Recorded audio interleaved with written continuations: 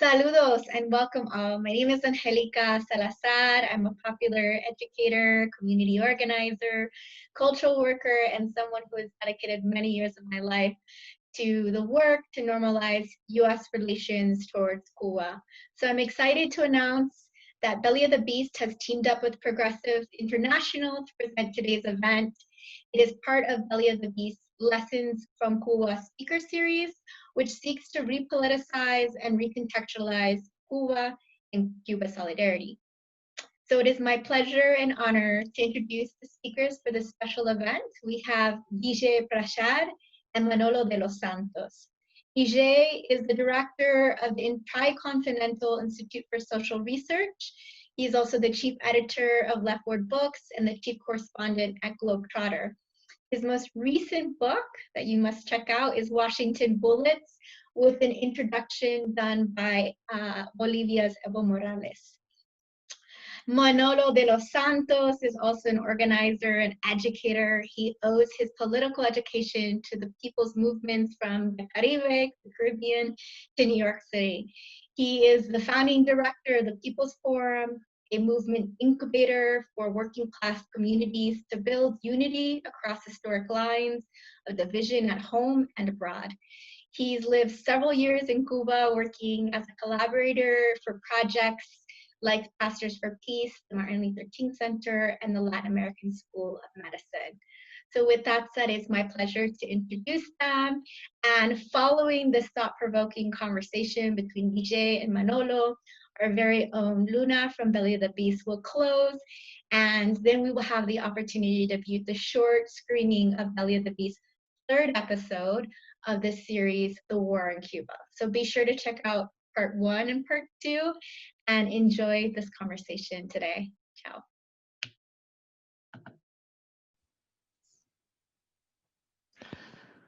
Well, hello, Vijay. It's a pleasure to be talking with you on this call. I actually remember meeting you for the first time in Havana. Well, you didn't actually know me then. I was studying at the University of Havana, and a friend dropped by a book called Darker Nations and dropped it in my lap and said that I wouldn't be able to understand national liberation in the context of Marxism if I didn't read Vijay Prashad. And that was my first time meeting Vijay, and I've been hooked on reading Vijay ever since. And it's actually been an honor to work closer with him and to actually engage with his thinking and his work. But we're honored to have Vijay here to talk to us a little bit about what I would say is the mutual project of solidarity between Cuba and what I would call the third world. Vijay, tell us a little bit about what is your own connection to Cuba and its solidarity movement? It's great to be with you. I mean, it's really great to talk about Cuba and the rest of the world, because I think there's just too much focus on the United States and its, let's call it what it is, it's criminal blockade on Cuba. There's just so much focus, you forget that there's a whole world out there which loves Cuba. And, you know, Manolo, as you know, every year in the UN General Assembly, every single country in the world votes to end the blockade on Cuba. And there is immense feeling that this criminal blockade is just appalling. So, you know, I, as a young person, got involved in, well, I was always interested in solidarity, in internationalism, because I liked reading the newspaper. Frankly, that was, in a way, the entry to the world. I was interested in politics, involved in politics, but interested in the newspaper. And in the late 1980s, I got very interested in Cuba because Fidel Castro had come to Delhi in 1983. And he came as a guest of the non-aligned movement. And I happened to be, you know, tangentially involved as a student volunteer in the non-aligned meeting in Delhi. And I got to see Fidel Castro. In fact, you know, he walked past me. And I was very impressed with him and how he was received in the NAM. Because in the non-aligned movement, which was founded in 1961, Cuba played a fundamental role in bringing Latin American countries into a direct institutional solidarity with Asian and African countries. You know, Latin America was not there at the Bandung meeting in 1955. But in 1961, Dorticos, the president of Cuba, addressed the non-aligned meeting in Belgrade as a full-fledged member of NAM. So, Castro was this huge figure in the third world.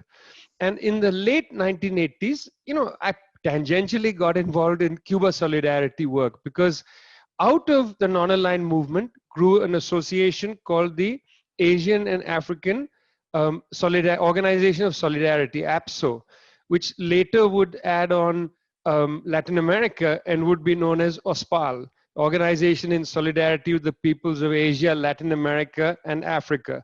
But initially it was APSO, the Asian African, Afro-Asian Solidarity, People Solidarity Organization. And through APSO, around the world was created these Cuba solidarity movements.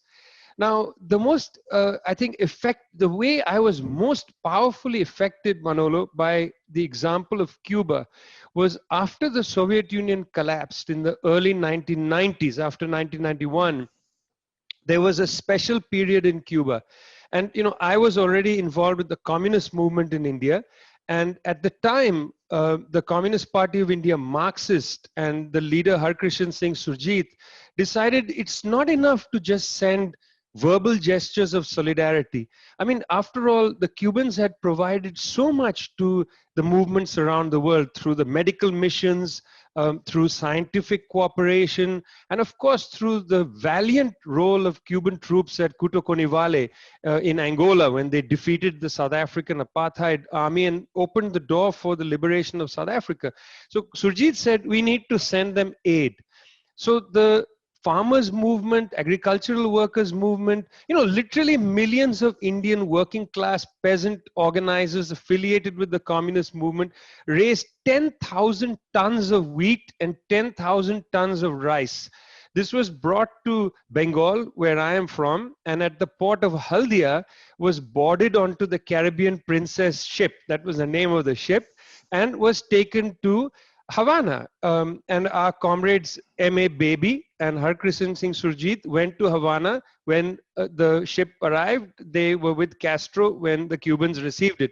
And Castro gave a speech where he said that all the bread baked with this will be known as bread of India. And he said the amount of wheat that you have sent us is equivalent to one loaf for each of the about 11 million Cuban people. This moved me greatly. I was part of the mobilization for the wheat and the rice. I remember this vividly in my bones. And I remember the generosity with which the people gave the wheat and the rice, but even more so, the generosity with which the Cubans accepted it. Because they accepted it in a spirit of material internationalist solidarity, saying, what we get, we will give and more. Because we are not looking to see how much wheat you've sent, how much rice. Let's calculate this vis-a-vis the dollar, and then let's give you so many dollars back worth of assistance. No, we believe in material solidarity. You gave us what we needed. We want to give you what you need. And that was my entry into a fundamental belief in the capacity of the Cuban Revolution and in solidarity with it.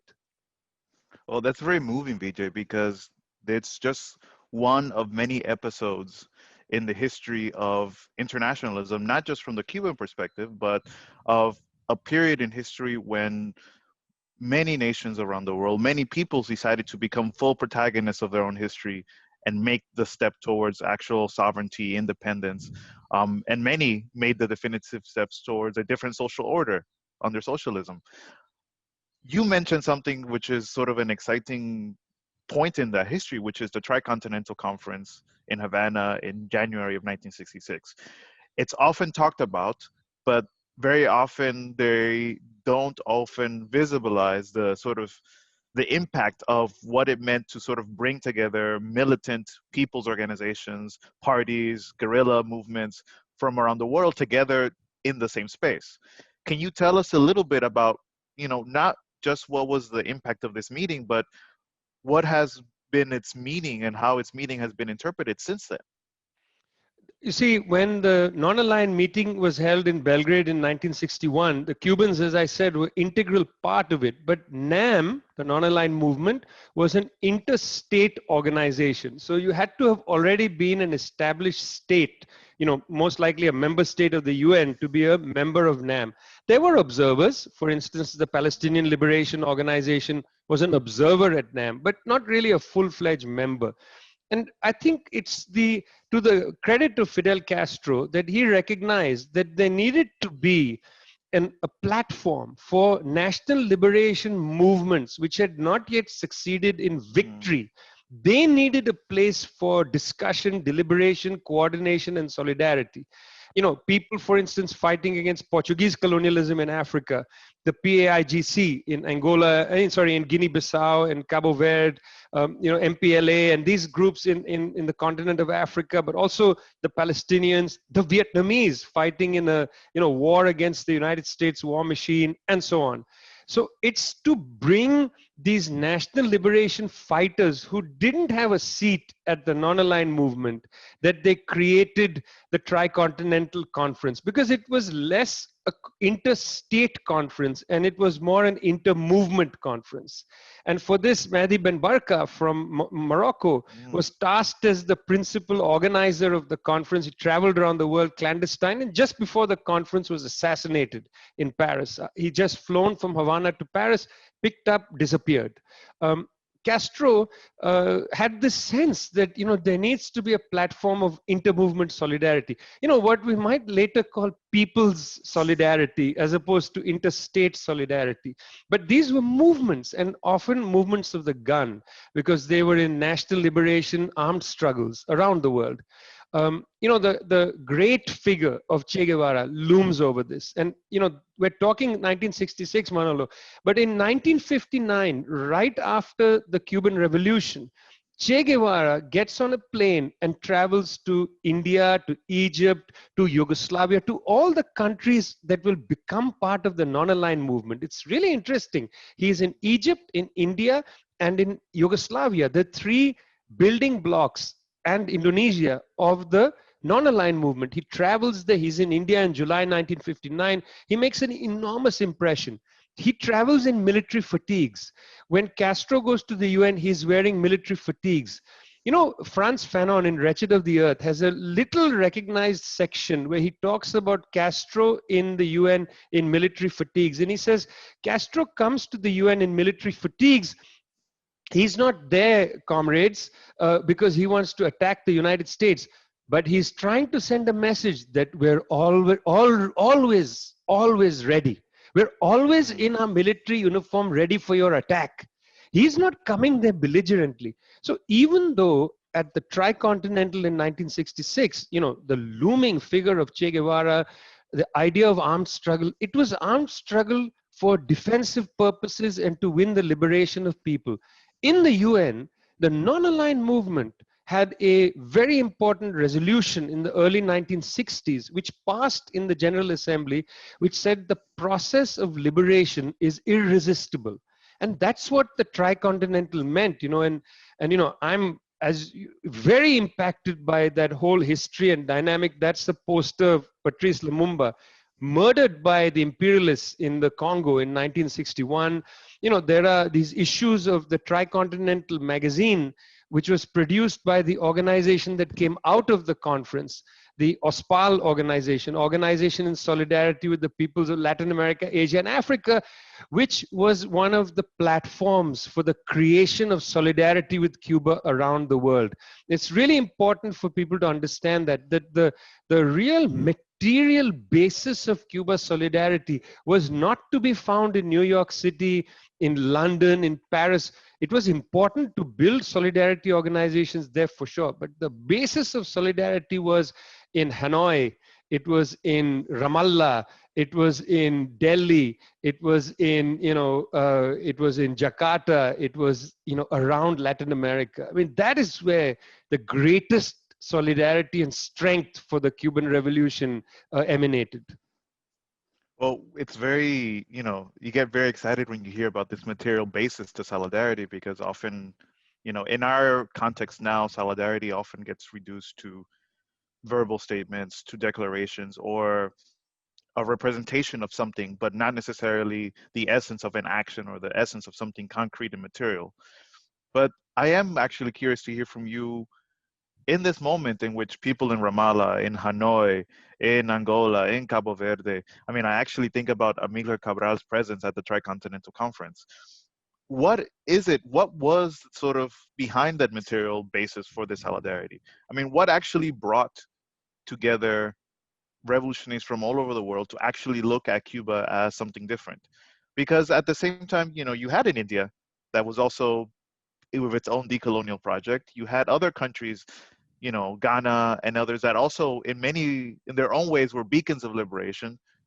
But Cuba seemed to have from the beginning a different spark, a different element to its project that seemed to bring a different breed of people together, often willing to conspire in new ways, in radical ways, you know, which led to the creation of things like OSPAL, artistic creations like the Tricontinental magazines, the posters, the films, the books. I mean, what was it about Cuba, really? Well, I wish it was one thing, but it's at least three things, just to be a little precise about what it was. The first thing is we all know that Cuba is literally, well, boat ride away from Florida. It's so close to the United States. And right after 1959, the US government attempted to overthrow the Cuban Revolution right from the beginning. I mean, let's not, fool ourselves. There was no 2-week period, 3-week period. From the moment the revolution came, they were keen to overthrow it or to undermine it. I mean, that's there from the very beginning. You know, you don't have to wait for Bay of Pigs, 1960. You don't have to wait till then. It's from the very beginning. So that is incredible that the Cuban people from 1959 January have been able to withstand this pressure from the United States government, not just the blockade. Come on, let's not just focus on the blockade. They tried to assassinate Castro unbelievable number of times. They tried to militarily attack the island.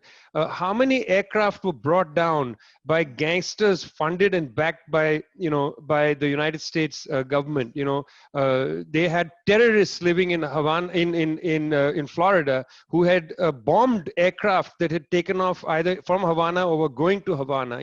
How many planes were brought down by these terrorists backed by the CIA and the US government? And I don't even want to talk about the names of the leaders of this thing, because why should we remember them? They needed to have been brought to trial. Where were they brought to trial? Never. Nobody has ever. So the first thing was the incredible capacity of the Cuban people to withstand direct military and terroristic attack against their revolution, and also this blockade. That was amazing. Secondly, very quickly, the Cuban Revolution from, well, at least mid to late 1959 started to chart a new direction of how society should be organized. So when Che Guevara becomes the head of industry and the bank and so on, they immediately trying to experiment with different forms of incentives for the population, different ways to organize society, different kinds of demobilization of the economy to people, so that you don't have big corporations dominating everything. I mean, it was a very interesting form of socialism that tried its best not to rely on the law of value of capital. And that's the part of Che Guevara's intervention in Cuban history, which needs to be brought up much more. It's very inspirational when people hear about cooperative development in that period, voluntary labor, and so on. Moral incentives rather than material incentives as a very powerful instrument to guide society. But the third thing was internationalism. I mean, the very fact that Cuban doctors are all over the world today in the Henry Reeve Brigade and, are out there healing people, despite the fact that, there are great challenges inside Cuba, is an enormous inspiration. But I don't want to leave it only at Cuban doctors. Cuban teachers are across Latin America teaching, young people in the favelas and so on, helping develop basic human lives into something better. Cuban, what's it called? Engineers and professionals go and give advice to other people. We know about the doctors because that's what has been highlighted and so on. But let's not forget the immense support that the Cuban Revolution has given, not necessarily based on anybody's politics, by the way. Cuban doctors went to Pakistan, after the earthquake. It's not because it's a socialist country. They went because there are human beings there. So there's no litmus test by the Cuban government. They will go to help people. Put this in a contrast with the United States, where if anything, you don't see US doctors going anywhere to help anybody, but if anything, they give aid, and they give some philanthropic aid generally to countries that are either those that they want to influence or pro-US already. The Cubans don't have a litmus test. That's enormously influential and enormously inspirational. No, for sure. And, when you talk about the Henry Reeve Brigade, I can't help but think not just about their experience in the Himalayas, who were to think of Cubans, tropical Cubans, sort of facing the cold and snow to treat patients in Pakistan. But I also think of what the Henry Reeve Brigades brought back with them. I mean, they came to these countries with a model of saying, we cannot serve the permanent problems of hunger, of exploitation, of lack of healthcare. Why don't we train new generations of doctors from these countries? And then there are projects that sort of are born in this moment, in this historical moment, like the Latin American School of Medicine. I actually remember seeing the first Pakistani students arrive in Cuba to join, thousands of students from everywhere in the planet. And I think you see that legacy of Cuba today. Can you tell us a little bit also about more about, because we talk often about Che, we talk about Fidel and their examples as revolutionaries, but you mentioned already with the Henry Brigade sort of this faceless army of Cuban ambassadors who are the real ones who, on the day-to-day actually give out the gospel of the Cuban example. Tell us a little bit about what has been the experience beyond just the teachers and doctors, what the interactions are like for many of these Cubans in other parts of the world. How are they received in many ways? Yeah, so let me broaden it a little bit. And by the way, I'm very curious. You should talk more about ILAM, or the Latin American School of Medicine. And maybe after I make a few remarks, I also want to hear more about because people should know more about what the example of ILAM. But I just want to make just a quick broad statement, which is that from my childhood, I grew up in Calcutta in West Bengal, India. And we used to always see the ambassadors and, not ambassadors, consulate, because it was not the capital, counselors and others from the Soviet embassy and so on. They were different from the Americans, because Americans always had a staff. They hired drivers and they had a lot of servants working in the thing. The Soviets used to drive themselves around the city. You would see them walking out of the Soviet consulate and coming out and interacting with people. Cubans were the same. When Cubans came to India, like for the film festival, they would interact with you. They would come out. They wanted to come and drink tea. They were just relaxed people. There was no airs. So my earliest encounter with Cubans was like that. These are important filmmakers and so on, came for the film festival. But they would come and sit at the tea shop, and they would, sit in the humble sort of benches, and they would chat and ask you what's the film industry like and so on. So there is a way in which they carried themselves. Recently in Venezuela, I met some Cuban doctors. I met some Cuban teachers, and there's just such an immense amount of dignity. And don't want to sound like I'm exaggerating anything, but there is an immense amount of dignity. I just don't know how to say it in any other way. I'm being sincere with you. There is some real dignity. These people stand upright. Their backs, their backbones are upright. They don't hunch over and apologize for where they've come from. They don't say, look, I'm sorry, I've come from this place. No, they're proud of their country. They are highly educated.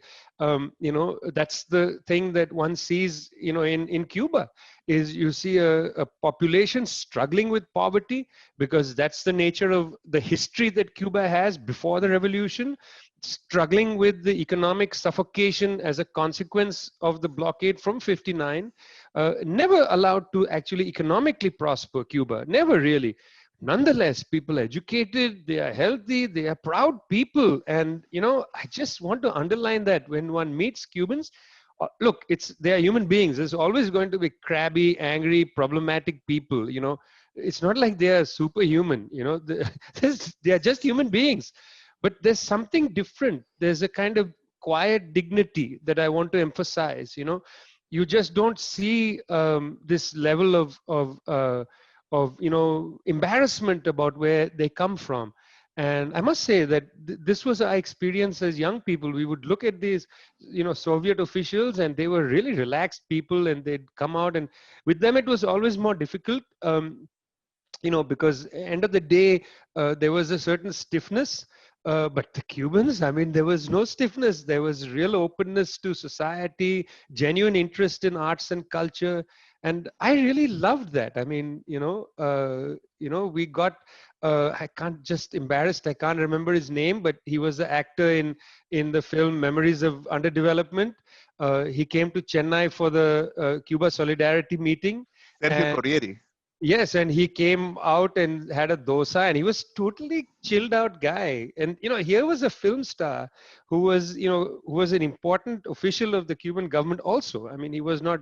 He was also a person of the diplomatic sort of world, and I don't know his exact position, but he was very attractive to us as a human being. And I just want to say, when Che writes "Man and Socialism in Cuba," that the purpose of the revolution is to create a new kind of dignity in the people. I think that's what we experience, and why people like us, when we encounter the Cuban Revolution, I'm not impressed by the buildings, and it's not like that. There's still the old Art Deco, some of it crumbling architecture in Havana. It's not the infrastructure that impresses me. It's something else, which is the people that impresses me. It's what the revolution has done for the people. It hasn't spent its money building multi-story glass and steel buildings and so on. It's built a whole new way of being a human. And I find that very impressive. Well, I would say the same. To me, that's always the most impressive about meeting Cubans, whether in Cuba or abroad. It's their immense humanity. I often think that, anytime I ever say I lived in Cuba, anywhere, whether it's to a cab driver or it's a cook or it's a worker that I'm talking to on a street in any country of the world, it's almost immediately a smile that comes to their faces when Cuba is evoked. And I think that's a, an amazing legacy that Cuba has developed over the years, that despite the challenges, despite the limitations, despite all the contradictions, despite a full-on blockade, an economic and political war against the people of Cuba, Cuba still stands for solidarity and for humanity and for all that is good on this planet. Now, no, we wait, know. why don't you on this level tell us a little about your experience with Elam? Because that's interesting. I mean, why did a poor country create a school to train doctors from abroad? Well, I feel flabbergasted a little bit to talk about this because I personally worked with the medical school program directly with U.S. students who were invited to go on scholarships to the U.S. To Cuba, and it's an interesting project because you would think that, again, Cuba, under an intense blockade with so many economic limitations, would not be able to sort of extend its hands to graduating over 30,000 medical students from around the world, less from the US, which has been their historical, foe and adversary, the country that wakes up, not the people of the US, but the government that wakes up every day thinking of new ways to destroy Cuba. The Cubans decided to invite US students to study medicine there, and it's a beautiful gesture, but it is a gesture that's been fully thought out in the sense of how to actually make an impact in this world. That even if Cuba's brigades were to stay in all these countries for the rest of their lives, it wouldn't actually deal with the crisis of healthcare in these countries. And we think about in moments like this during COVID, you see the result in that many of the graduates of the school are now the health ministers who respond, are now the grassroots doctors who are working in different communities around the world. And I think this is the added layer to why solidarity with Cuba is so strong in so many countries, is because often behind it, you have the recipients of all this Cuban love. You have the former graduate of the medical school, but you also have the person whose eye was cataract, was, saved. Their eye was saved because a Cuban trained doctor or a Cuban doctor healed them. or the student who, you know, at 88 learned to read thanks to a Cuban video program. All these different elements build up the sense of Cuban solidarity that actually I feel is my protection when I travel all over the world. But I actually wanted to go back to something which we started with, which is under the state of war that Cuba is facing. I mean, I would say that Cuba in a way is the original object or the sort of the crash course for how to build hybrid war going back to the early 60s, in the sense that Cuba has been faced with the onslaught that is not just economic, you know, which affects the daily lives of Cubans, but they are attacked on every possible front. And we see even how their musicians are attacked for being too pro-Cuban or too proud of their own system and their own project of socialism.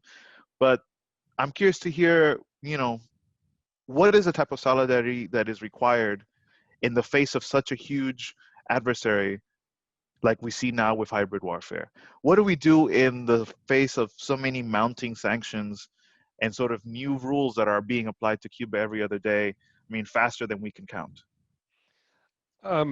This is a very important issue for what solidarity means. And I'm glad you raised it in this way. No government at any point in human history is going to be unblemished. No government is going to be able to have a record where they've done everything correctly. You know, why is that, Manolo? Because you know what, governments are made up of people, and people have to inherit the past that their country has had. Cuba had a very difficult past. It was built in the modern period through plantation slavery, and you know, had one crop economy largely, which was sugarcane, and then layered on top of that was tourism, well, of a very particular kind of casino-driven tourism, and all the wealth was being stripped out, whether it's through sugarcane or tourism, to North America and points afield.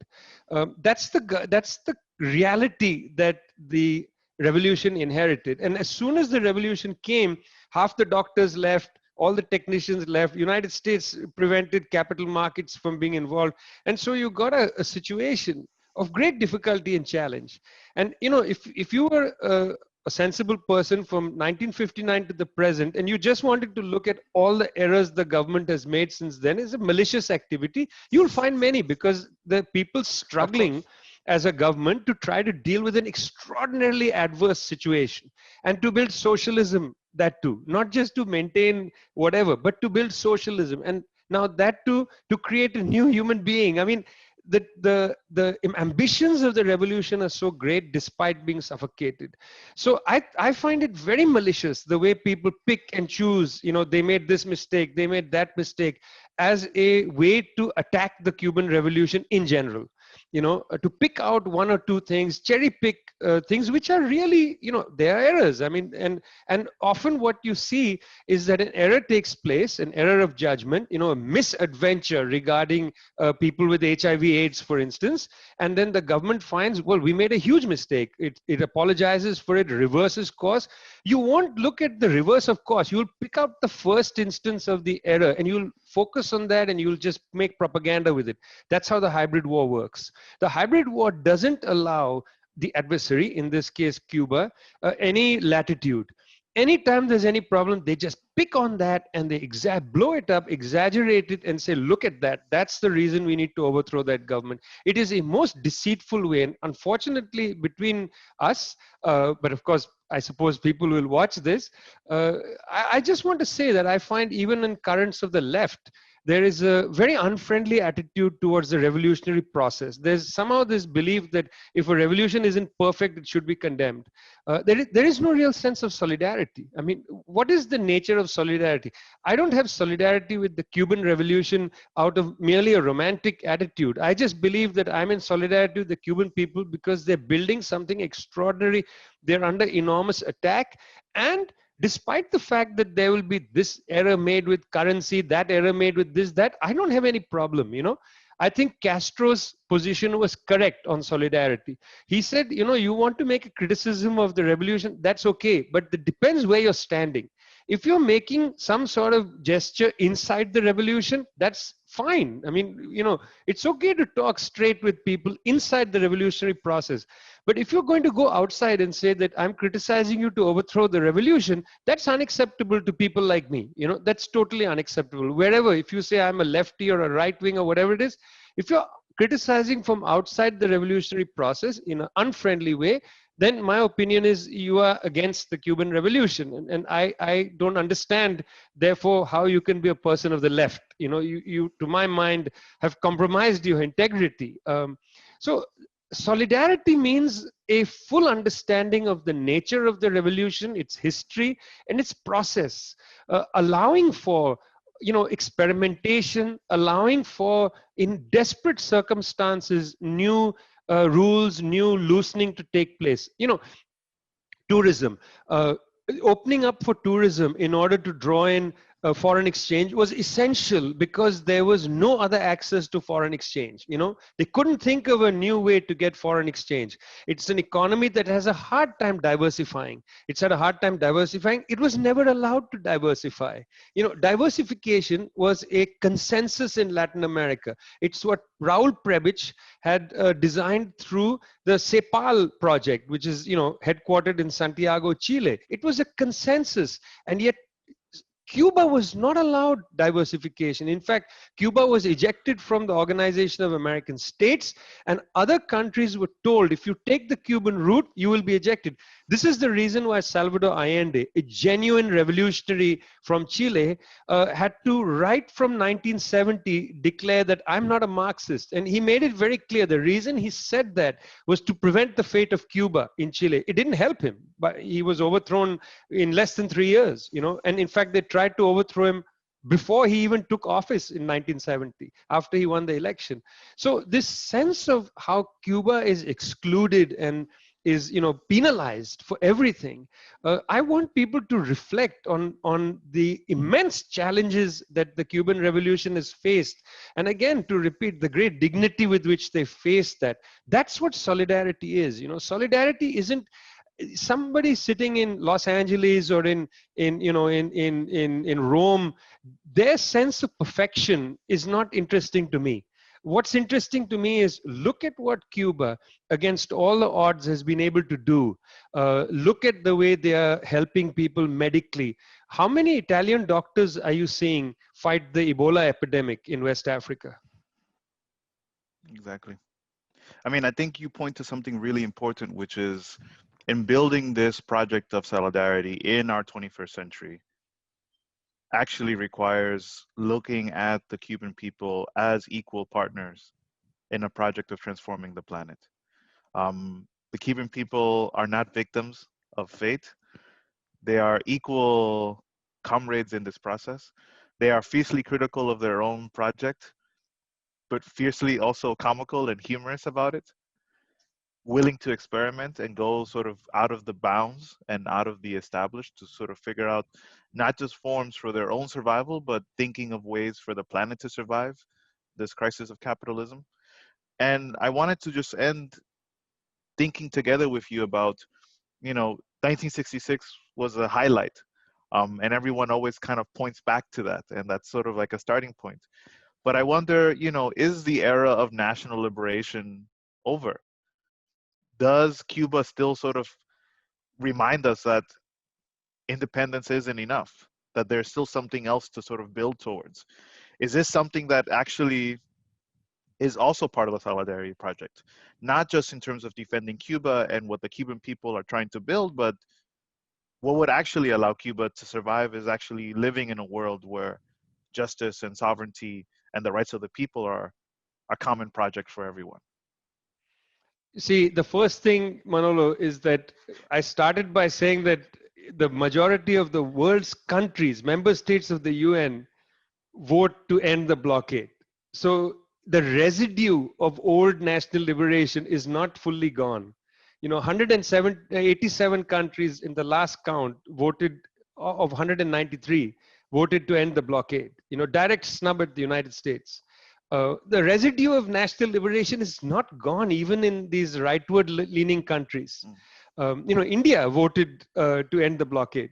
What was the need? India has a far right-wing government, totally subordinate to the United States, yet on Cuba, they cannot budge. Very interesting thing on that level. Then below, whether it's the World Social Forum, in its various instantiations, whether it's this anti-globalization or alter globalization movements, whether it's the International Assembly of the Peoples, whatever it may be, whatever formation of people gathers, since 1959 onwards, Cuba is at the heart of it. In the same way as Palestine is at the heart of it, in the same way as Vietnam used to be at the heart of all our meetings and statements. In Bengal, the chant was Amar Naam, Tomar Naam, Vietnam, Vietnam. What it means is your name, my name, Vietnam, Vietnam. That's the slogan. That was the slogan. Vietnam is our name. In that sense, we have a similar attitude towards the Palestinians, towards Cuba. We understand that unlike the Palestinians who are suffering a rearguard fight, against extinction, they are almost being obliterated from the planet. The Cubans have held fast, like if you read Asterix comics, like the little village at the end of Gaul, who's holding fast, independent and sovereign and dignified. But more than that, saying to us, we'll make a different world. When World Social Forum said, another world is possible, such a weak slogan, because the real slogan is socialism is necessary. And in a way, Cuba is a better model for socialism because Cuba resembles most of the planet. Most of us are living in wretched poverty, struggling with hunger, struggling with, basic embargoes of human life. We are blockaded from human life, not able to access food, not able to access this or that. So the Cuban example is so pertinent and real to people, whether it's in Zambia or whether it's in Bolivia. Everybody looks to Cuba. And I think people should remember that, especially people in the more affluent countries, who sort of sniff at the experiments in Cuba. Your sniffing is, acceptable for you, but somebody sitting in Ecuador, they don't look at Havana and say, well, they failed here and there. They look at Havana and say, look how they stand, look how they walk. Is it possible for us one day in Ayacucho to walk in the same way as they walk in Oriente? And I think that, to me, that's the promise of the Cuban Revolution. Well, I leave this conversation very moved, very motivated. I think this coming together of the experiences of Cuba solidarity beyond the affluent countries, knowing that the beating heart of that solidarity is actually in the three continents, is a reassuring lesson to come out of this conversation as we think of how to continue to stand with Cuba as times also get equally more difficult for their people. Evo Morales said that you are a courageous historian. But I think the invitation is for all of us to become courageous historians, to sort of learn more about these deep histories that actually bind us from Havana to Dakar to Delhi throughout the continents. Thank you, Vijay, so much. Venceremos. Venceremos. And can you guys hear me? Yes. Yes. Just want to say thank you so much to both, and especially I want to highlight there's an economic blockade on Cuba, and also, as you mentioned, it's more than that. If any other country in the world had tried an assassination attempt twice on our president, that country most likely wouldn't exist anymore.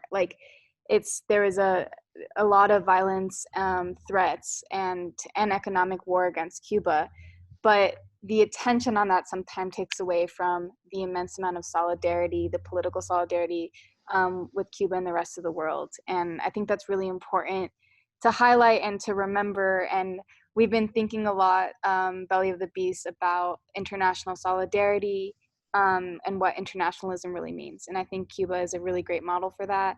And both of you are brilliant thinkers and writers and organizers that are really doing a lot of the hard work that I think we should all look to and look towards as we move forward into the next couple weeks, months, and years. So yes, again, thank you so much. Thank you, Luna. This was my first time interviewing Vijay, so thank you for this experience. Thanks, Luna.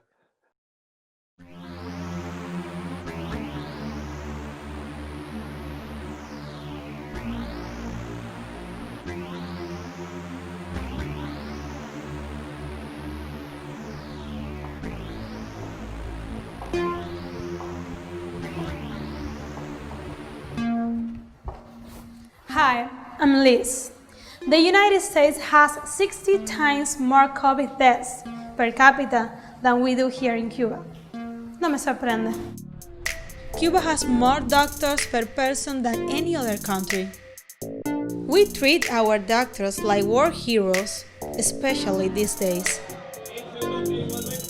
Estoy segura de que en Cuba vamos a estar bien. 100% confianza y seguridad de la medicina cubana. Y nosotros confiamos en ellos. Porque son unos mejores médicos del mundo.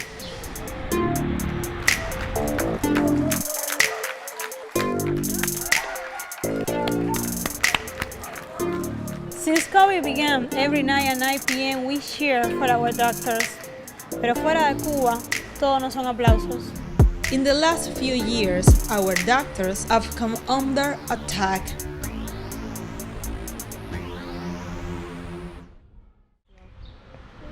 Every morning, tens of thousands of doctors, nurses, and medical students take to the streets across Cuba.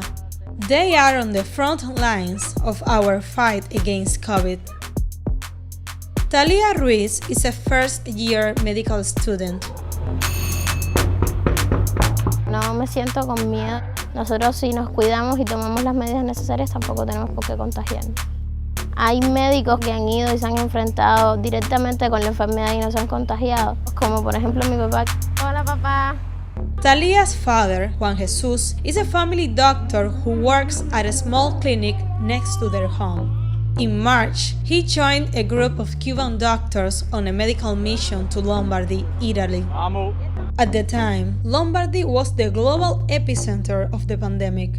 Por el número de casos, desbordó los sistemas de salud. Ayudamos sobre todo a ese personal médico que ya no podía ya con ese volumen de casos y salvamos unas cuantas vidas. Caminar hacia el acto de despedida, en todas las casas la gente salía y nos aplaudía. Esa fue la sensación más agradable que he sentido en mi vida. Por esas cosas que uno sale de misión. It wasn't the first time Juan Jesus risked his life far from home. He's part of the Henry Reeve Brigade, Cuba's medical special forces. Henry Reeve era un expedicionario norteamericano que vino a pelear en la guerra de 68 para Cuba contra los españoles. Se inauguró la brigada en el año 2005. Un huracán que se llamó Katrina, que acabó con Nueva Orleans, hubo una cantidad de muertos tremenda. Cuba se ofrece en mandar 100 médicos para trabajar conjuntamente con los médicos norteamericanos y ya estábamos listos. George W. Bush rejected Cuba's offer to help New Orleans. Since then, Juan Jesus has treated survivors of natural disasters and epidemics around the world. In 2014, he fought Ebola in Liberia, West Africa. Nos decía en la calle, ¿no? Ustedes están locos, se van a morir todos allá. La epidemia del ébola es una enfermedad muy letal y vamos asustados. ¿Por qué someterse a ese tipo de condiciones? Por el afán de sentirse útil, sentir que salvaste una vida. Cada vez que pienso en que es probable que no me hayan pagado mucho, yo nada más que me acuerdo de las caras de las personas que se salvaron, ¿entiendes? Nosotros teníamos un niñito que se le murió a la familia entera y nosotros éramos su único sustento. Usted sabe la alegría de verlo a él todos los días vivo. Eso es como si te pagaran mucho dinero. Cuba's international medical program began in 1960 when it sent a health brigade to Chile in response to a deadly earthquake. Since then, Cuba has sent more than 400,000 medical personnel to 164 countries. For decades, Cuba's medical missions were purely humanitarian. The government didn't charge a penny. Today, Cuba still sends thousands of doctors to poor countries in Africa and Latin America at no cost. But in the last 20 years, Cuba has also begun charging wealthier countries. Under some of these deals, Cuban doctors receive about 25% of what the host governments pay. About 75% goes to the state. The money pays for free healthcare in Cuba. 30,000 Cuban healthcare workers now serve on missions in 59 countries. For years, US officials and Florida politicians have vilified Cuba's medical missions. Since Donald Trump was elected, they've intensified their attacks. Okay, so the allegation is that Cuban doctors are being sent around the world to work in different places. These Cuban medical missions, if you'll call them, are really just disguised human trafficking. We've noticed how the regime in Havana has taken advantage of the COVID-19 pandemic to continue its exploitation of Cuban medical workers. This business of forced labor is the functional equivalent of modern-day slavery. USAID offered $3 million in grants to investigate alleged rights violations of Cuban medical personnel. But the campaign against Cuba's international medical program had little impact until November 2018. And the breaking news is the far-right candidate Jair Bolsonaro has won Brazil's presidential race. Dubbed the Donald Trump of the tropics. With a history of making racist, misogynistic and homophobic comments. He also talks up dictatorship. President Trump tweeted about it this morning. We agreed that Brazil and the United States will work closely together on trade and military and everything else. Bolsonaro wasted no time in forcing an end to Cuba's medical program in Brazil. Jamais faria acordo com Cuba nesses termos. Isso é trabalho escravo. É difícil. After Bolsonaro's comments, Cuba sent its doctors in Brazil home. It was a big blow to Cuba's health system, which lost hundreds of millions of dollars in annual income. Cuba's doctors were also affected.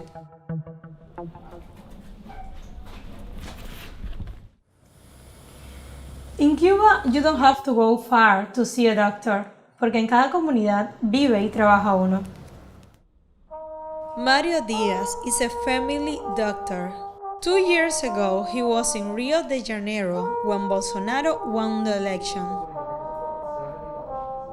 Yo estaba, que era ciudad, nos recibieron muy bien, por la diferencia del trato que da el médico brasileño al médico cubano. Los tratamos como personas, como un igual, no es una mercancía. No es que yo lo atiendo para coger dinero. Nosotros caímos en zonas que médicos brasileños no quieren ir a trabajar. Zonas de pobreza y lugares incluso que nunca tuvieron un médico. ¿Cuánto gana un médico trabajando en Cuba? Tú tienes un salario básico, que es de 1.740 pesos. Allá ganaba $700. Es verdad que el gobierno de nosotros, con el sistema de salud, se quedaba con una parte de ese contrato. Pagaba por cada médico cubano 12.000 reales. Nosotros recibíamos alrededor de 3.000. Pero lo invierte aquí en obras sociales, de la reparación de las instituciones de salud, de la compra de materia prima para producir medicamentos en nuestro país. No es que se lo coge el presidente.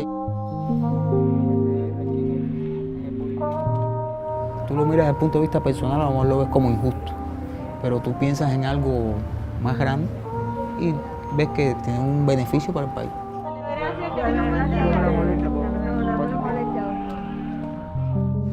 Hay un dicho aquí en Cuba que nosotros usamos que es que el ladrón piensa que todo el mundo es de su misma condición. Ellos piensan que todo el mundo gira alrededor del dinero nada más. Y no es así. Yo quise ser médico siempre. ¿Para qué? Para ayudar a la gente. Eso no es porque voy a ser rico. De hecho, yo vivo aquí mismo donde trabajo. Yo me encuentro con mis vecinos en la cola de la tienda. ¿Dónde entra Estados Unidos en todo esto? Bolsonaro siempre siguió la línea del presidente americano. A él le dicen el Trump latino. Estados Unidos quiere cortar esa entrada para ahogar la economía cubana, para tratar de lograr un cambio político aquí en la isla, ¿entiendes? Cuando Cuba se retiró del programa, alrededor de 1.700 municipios quedaron de un golpe sin médico. Así. Yo tuve la experiencia de un paciente mío allá en Brasil, un señor de alrededor de 70 años, analfabeto. Y él marcó con su tapa para ir a despedirse de mí. Lloró aquí en el hombro mío. Millions of Brazilians in poor communities were left without health care. It was just the beginning. Ecuador's president became a Trump ally. And then, in November 2019, he expelled hundreds of Cuban doctors. That same month, a US-supported coup ousted Bolivian President Evo Morales.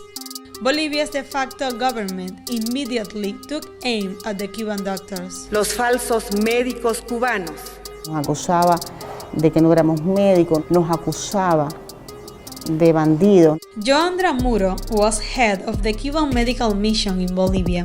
Amenazaban con quemar la casa de los médicos cubanos, a otros los llevaban a la Interpol, a dos de nuestros compañeros los apuntaron con armas, revisaron a nuestras mujeres, algunas las desnudaron. Cuando sucedió lo de Brasil, el argumento era de que los médicos cubanos eran víctimas, hay los pobres médicos cubanos que son esclavos del gobierno de Cuba. Sin embargo, el discurso respecto a Bolivia cambió. Ya no eran víctimas, sino que eran victimarios. Siempre van a buscar algún argumento para llegar al mismo fin, que es desacreditar. En Bolivia no podían hablar del dinero que Cuba recibía. En Bolivia cada colaborador recibía un estipendio de $800, pero era un pago directo al colaborador. A Cuba no le pagaba. ¿Qué usted cree que está detrás de todo esto? Ya había una comunicación del propio gobierno de los Estados Unidos de una agresión abierta y además financiada para atacar la colaboración médica cubana. El carro que estaba allí frente a nuestras casas era un carro de la Embajada Americana. ¿Qué hace un carro de la Embajada de los Estados Unidos en el momento que nos están deteniendo a nosotros como médicos cubanos? After Joandra returned to Havana, she became the head of ELAM, the biggest medical school in the world. La Escuela Latinoamericana de Medicina es una escuela totalmente gratuita. Hemos graduado más de 30.000 jóvenes de 117 países y ya tenemos 198 graduados de los Estados Unidos. El mundo necesita médicos, que no fuera solo mandando ayuda, mandando colaboración médica, que qué importante sería que esos países tuvieran su propia formación de médicos. Esto es nuestro aporte en un mundo tan desigual y en un mundo que hoy quizás no te brinda la posibilidad desde el propio lugar donde vives de formarte como médico. In the face of the global pandemic, Cuba's international medical program has grown.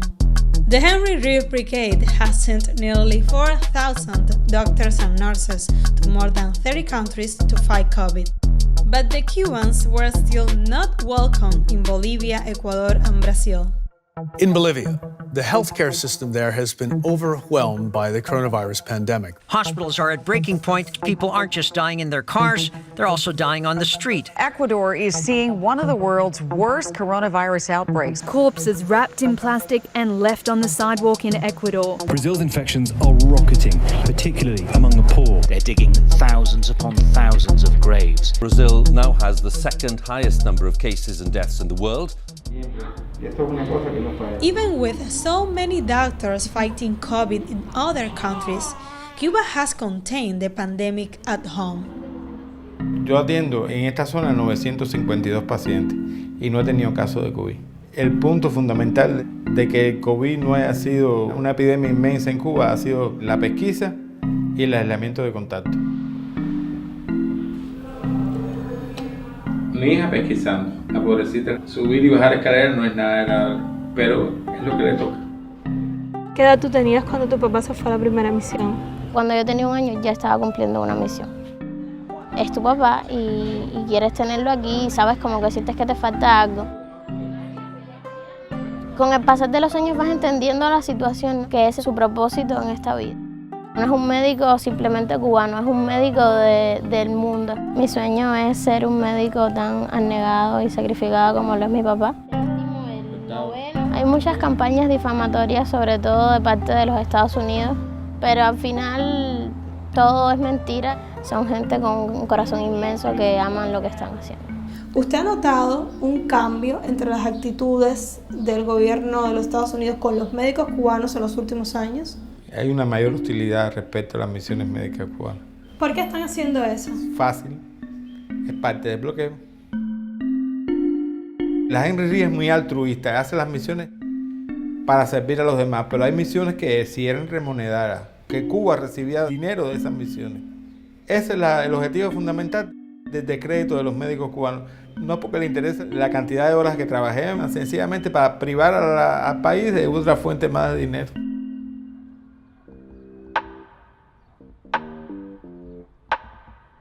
¿Acaso el gobierno de los Estados Unidos no tiene suficientes problemas que resolver para andar preocupándose por nosotros? Some people say the blockade isn't a big deal, that our economic problems are only caused by our government or by socialism. If that's true, ¿por qué no quitan el bloqueo?